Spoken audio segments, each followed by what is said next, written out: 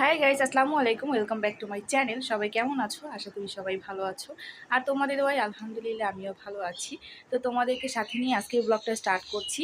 এখন বাজে কয়টা জানো? এখন বাজে দুপুর কয়টা হবে, 2:30 পৌনে 3টার মতো বাজে। তো ফাইয়াম সোনাকে আজকে সকাল সকাল হচ্ছে একটু ঘুম পাড়াইছিলাম, মানে 1:30টার দিকে হচ্ছে ঘুম পাড়াইছিলাম। তো সে হচ্ছে ঘুমায় উঠে গেছে। তো তাকে এখন একটু মন টন ভালো করে একটু বসাইছি, আর আমি এদিকে রান্নাও বসাই দিছি। তো চলো দেখি কি কি রান্না করি আজকে, সেটাই তোমাদেরকে দেখাই। তারপর এই যে এখানে সব কিছু গুছগাছ করে নিছি। এখানে কিন্তু রান্নাটা আমি অলরেডি বসাই দিছি, পেঁয়াজ কাঁচামরিচ ভাজতে নিছি। আর এখানে এই যে লাউ কাইটা নিছি, তারপর হচ্ছে ধনিয়া পাতা। লাউ তরকারিতে কিন্তু একটু ধনিয়া পাতা দিলে খুব বেশি মজা লাগে। তারপরে যে মুসুরির ডালটা তো মেন উপকরণ, কারণ এটা না হলে তো হবেই না, যেহেতু আমি আজকে লাউ ডাল রান্না করব। আমার মতো তোমরা কে কে এরকম লাউ ডাল পছন্দ করো বা রান্না করো অবশ্যই কিন্তু কমেন্টস করে জানাবা। আমাদের কিন্তু মাঝে মাঝেই এই লাউ ডালটা রান্না করি, আর আজকে কিন্তু ইফতারিতে এই লাউ ডালটাই রাখছি, মানে এটা দিয়ে মুড়ি মাখা খাওয়া হবে। মুড়ি মাইখা আর কি খাইতে না খুব খুব খুব বেশি মজা লাগে।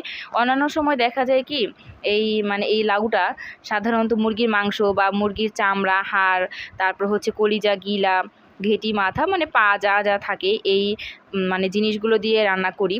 আবার অনেক সময় মুরগির মাংস, সলিড মাংস দিয়েও রান্না করি।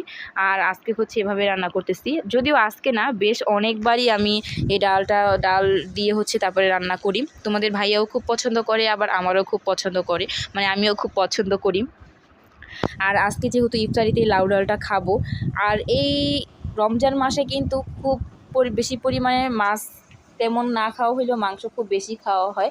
তো এটার জন্যই কিন্তু একটু লাউটা রান্না করলাম আজকে, কারণ একটু লাউটা দিয়ে মুড়িটা খেলে তারপর হচ্ছে পেটটা একটু ঠান্ডা থাকবে। এই ভাজা পুরি বা অন্যান্য টাইপের যত খাবার আছে একটু অ্যাভয়েড করা উচিত। যদিও আমরা বাঙালি মানুষ, আমরা তো অন্যান্য কিছু ভালো খাবার খাইতে পাই না। আমাদের যত মানে সমস্যা হয় শরীরে, এই টাইপের জিনিসগুলো বেশি খাই আমরা।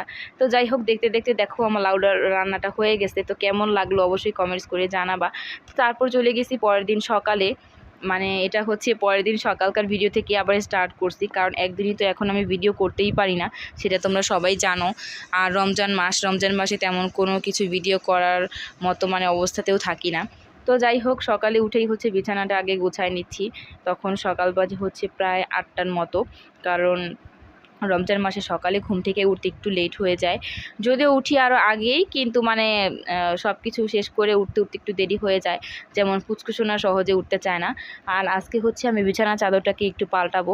আমার সপ্তাহে 2-3বার হচ্ছে বিছানার চাদর পাল্টাইতে হয়।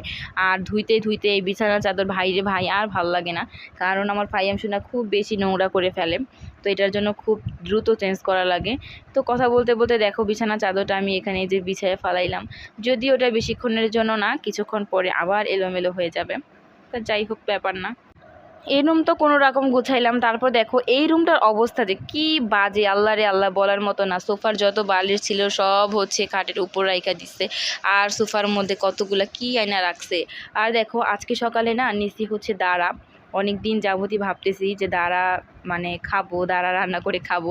আগে আগে যখন মায়ের সাথে থাকতাম বা মায়ের আশেপাশে থাকতাম, তখন না ম্যাক্সিমাম সময় দেখা যায় কি মাই এই দাঁড়া কুটে তারপর রাখতো, কারণ আমার পক্ষে তো এই দাঁড়া কুটাটা সম্ভব হতো না ছোটো একটা বাচ্চা নিয়ে, কারণ দাঁড়া কুটতে কিন্তু অনেকটা সময় লাগে।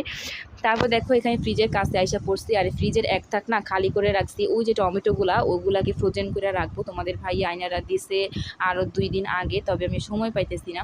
আর দেখো ফ্রিজটা ভরা আমার, কি কি দিয়া যে ভরা আল্লাহ জানে, ফ্রোজেন অনেক জিনিস আছে। আর এখানে দেখো আমি বাইর করে নিতেছি গরুর মাংস, কারণ আজকে ইফতারিতে বানাবো গরুর মাংস, গরুর মাংসের বিরিয়ানি। আমার কথাগুলো কেমন যেন উলট পালট হয়ে যাইতেছে, বুঝতেছি না। রোজা রাইখা ভয়েস দিতেছি, তো এটার জন্য বোধহয়। তারপর এখানে যে মটরশুঁটি বের করে রাখলাম, মটরশুঁটিও কিন্তু আমি কিছুটা ফ্রোজেন করে রাখছিলাম, তবে ফ্রোজেন করে রাখতে রাখতে আমার মটরশুঁটি সব কিছু শেষের পথে আর কি।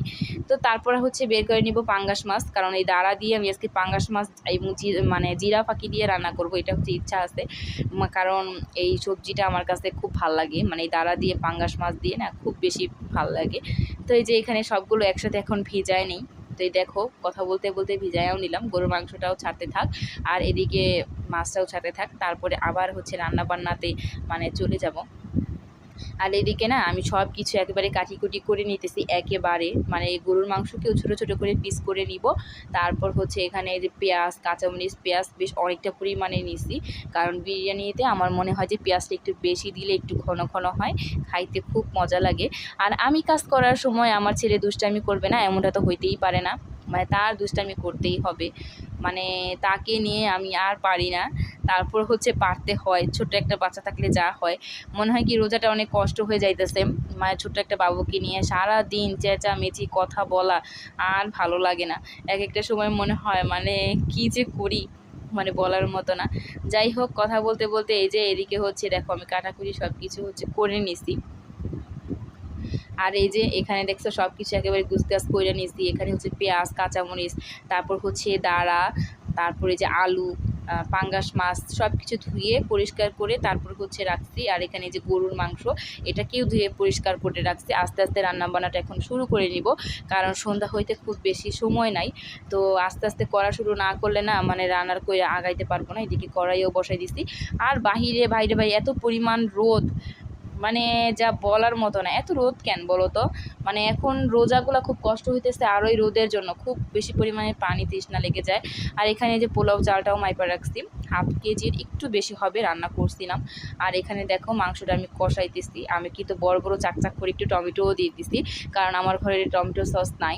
তো টমেটো সসের পরিবর্তে কিন্তু টমেটো দিলেও হয়ে যায়, কারণ এই টমেটোটা হচ্ছে সসের কাজই করে। তো এই টমেটোটা গলেও যাবে, সমস্যা নাই, মাংস হইতে হইতে সব কিছু একবারে গলে ফিনিশ হয়ে যাবে। আর বিরিয়ানিটা সত্যি কথা আজকে এত মজা হয়েছিল, মানে বলার মতো না। তোমাদের ভাইয়া তো খায়া পুরাই ফিদা হয়ে গেছে যে আল্লাহ তুমি এত ভালো বিরিয়ানি কেমনে রান্না করলা। তো যাই হোক, এই দেখো আমার দাঁড়া তরকারি এতক্ষণে হয়ে গেছে। তো সবাই ভালো থাকো, আজকের ব্লগটা এই পর্যন্তই, আবার দেখা হবে, টাটা।